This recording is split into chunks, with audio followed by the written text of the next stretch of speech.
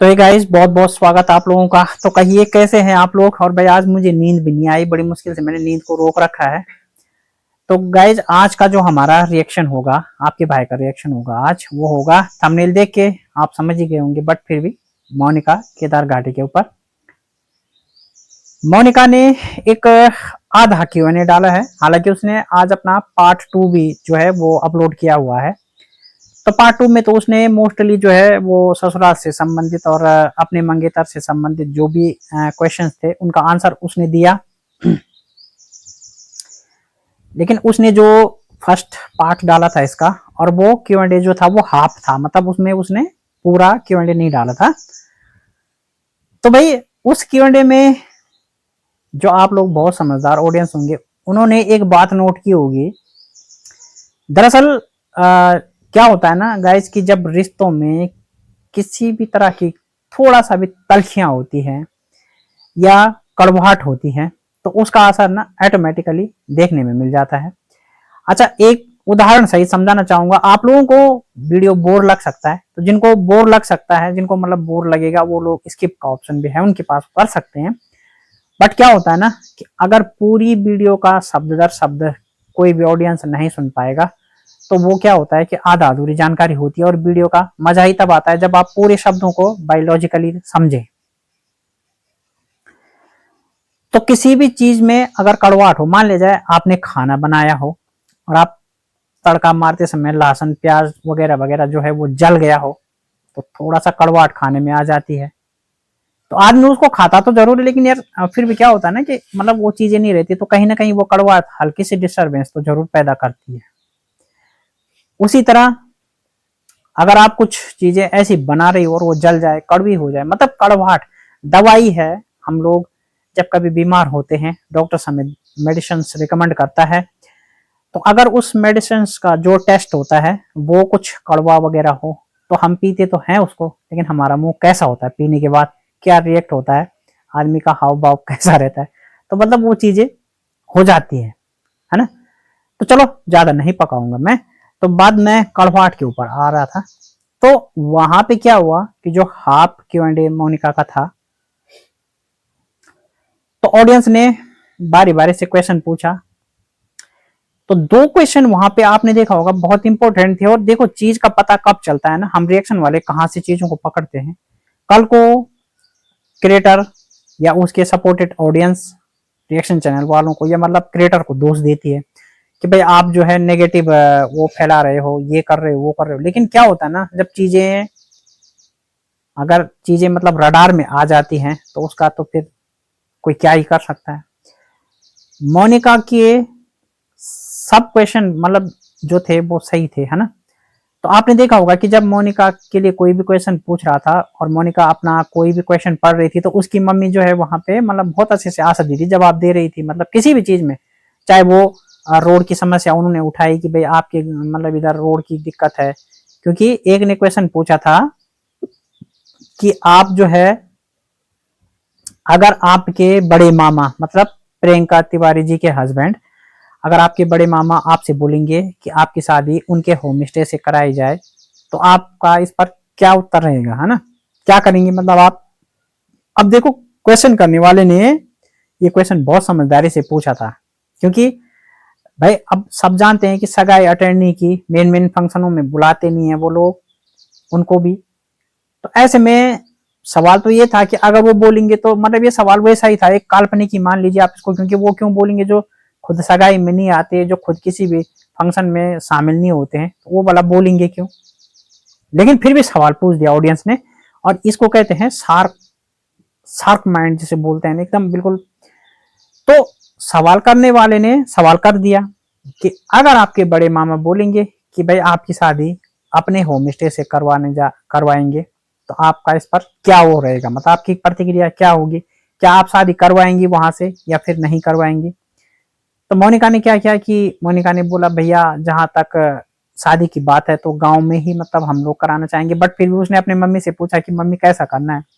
तो गाइज एक चीज आपने नोट की होगी, आशा दीदी ने वहां पे तुरंत कहा कि नहीं करेंगे। अब नहीं करेंगे जो तुरंत कहा, और जो अंदाज था ना, थोड़ा सा गौर कीजिएगा, वैसे मैंने क्लिप नहीं लगाई आज, बट फिर भी तो जब गौर करने वाली चीज ये थी कि उन्होंने तुरंत बोला कि भाई नहीं करेंगे, तो नहीं करेंगे का मतलब उनकी इच्छा बिल्कुल 100% ये थी कि नहीं बिल्कुल नहीं करेंगे, है ना।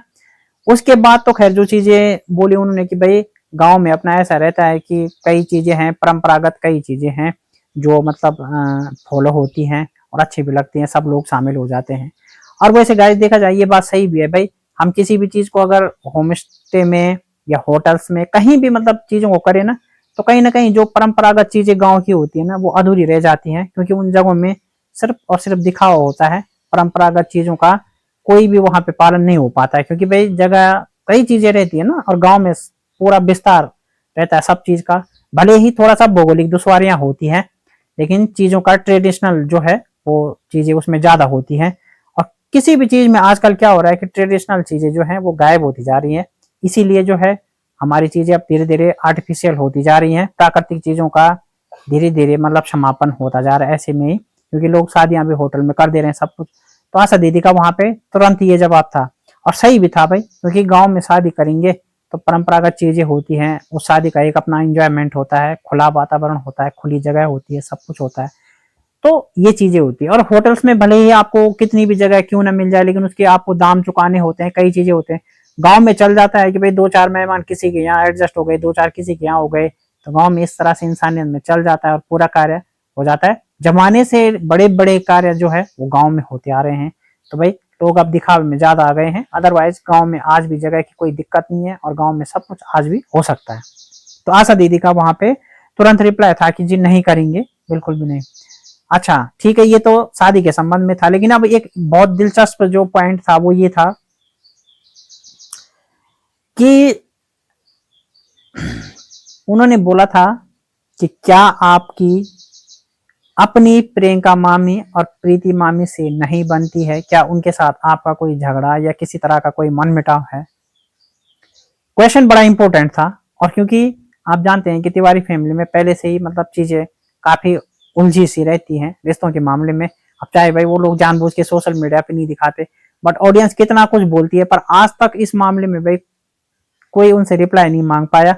रिएक्शन चैनल वालों के भी कितने रिएक्शन जाते हैं पर उनके ऊपर भाई अभी तक रिएक्शन चैनल वालों का भी कोई ज्यादा असर देखने को नहीं मिला। तो जब सवाल ऑडियंस ने इंपॉर्टेंट पूछ दिया कि भाई क्या आपकी उन दोनों से किसी तरह का कोई मनमुटाव है या कोई मतलब कोई लड़ाई झगड़ा कुछ भी ऐसा कुछ है, तो मोनिका ने कहा नहीं, मेरी उन दोनों से ऐसे कुछ नहीं है, दोनों मामियों से। और इनफैक्ट जब हम कहीं मिलते भी हैं तो अच्छे से एक दूसरे के हालचाल पूछते हैं, एक दूसरे को ग्लेड करते हैं, मतलब ऐसा कुछ वैसा वैसा। ठीक, अब इस पर मोनिका ने देखो क्या किया वहां पे, इस पर मोनिका ने क्या किया कि अपनी मम्मी को भी पूछा, है ना कि मम्मी कुछ है क्या। तो मोनिका ने मतलब जो मोनिका की मम्मी थी उसने केवल मतलब एक फॉर्मेलिटी के लिए जैसे कहते हैं ना कि भाई संकेत भर की नहीं मतलब, लेकिन कुछ नहीं बोला, चुप रही। तो वो चुप रहना क्या था कि कहीं ना कहीं ऑडियंस को ये समझने में देर नहीं लगी कि भाई कड़वाहट तो सचमुच में है, कुछ तो बात है, कोई तो बात है भाई।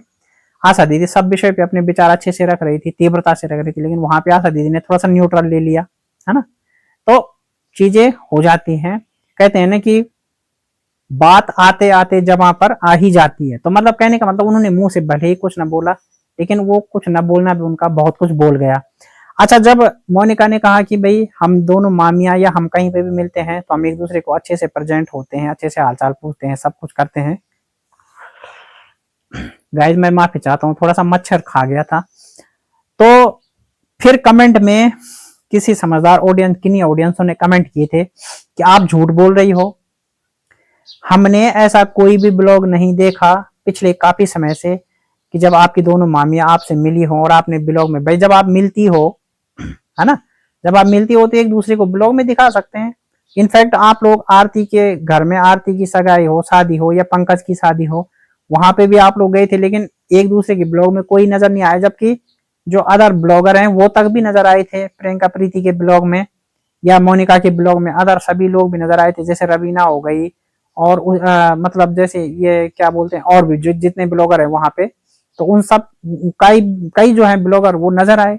लेकिन भाई दोनों मामियों के ब्लॉग में ना तो मोनिका नजर आई और ना ही मोनिका की नजर में ब्लॉग में, सॉरी, दोनों मामियां नजर आई।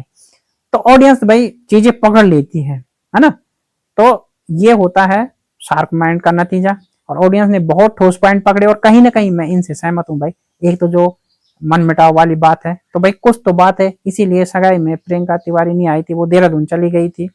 और प्रीति भी खुद कहीं चली गई थी, भले हस्बैंड उसके आए थे, लेकिन मोनिका ने उसको भी ब्लॉग में नहीं दिखा पाई। हालांकि चलो उस समय मोनिका बिजी भी रही होगी, लेकिन आरती के घर में भी जो भी कुछ हुआ था, पंकज की मतलब शादी सगाई, आरती की शादी सगाई, है ना, तो कई फेस्टिवल हुए रिश्तेदारों में, लेकिन ब्लॉगों में कभी नहीं आते, जबकि बहुत से लोग ब्लॉगों में आते हैं, है ना। तो ये चीजें हैं। तो इसलिए इंसान क्या होता है ना, मैंने जैसे बताया कि अगर कड़वाहट कुछ भी हो तो चीजें सामने आ ही जाती हैं, कड़वाहट का आभास तो हो ही जाता है। तो गाइज आपका क्या मानना है, क्या वास्तव में मोनिका ने जो जवाब दिया कि नहीं ऐसा कुछ नहीं है, क्या मोनिका ने वो जवाब सत्य दिया, या फिर मोनिका ने यहाँ पर झूठ बोलकर लीपापोती की?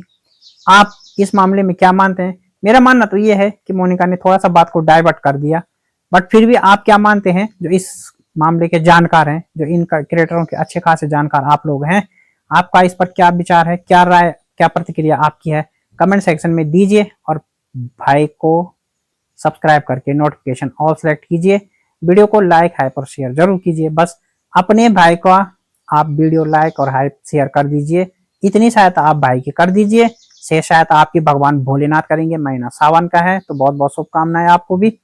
तो गाइज क्या प्रतिक्रिया है वो कमेंट सेक्शन में आप देना, और मैं कल नए रिएक्शन के साथ फिर आपके सामने हाजिर होता हूँ। तब तक के लिए हमारा बहुत बहुत वीडियो एंजॉय कीजिए, शेयर कीजिए, लाइक हाइप कीजिए, बस यही है प्रार्थना आपसे। और मिलता हूँ कल, तो स्वस्थ रहिए, मस्त रहिए। Thank you, thank you.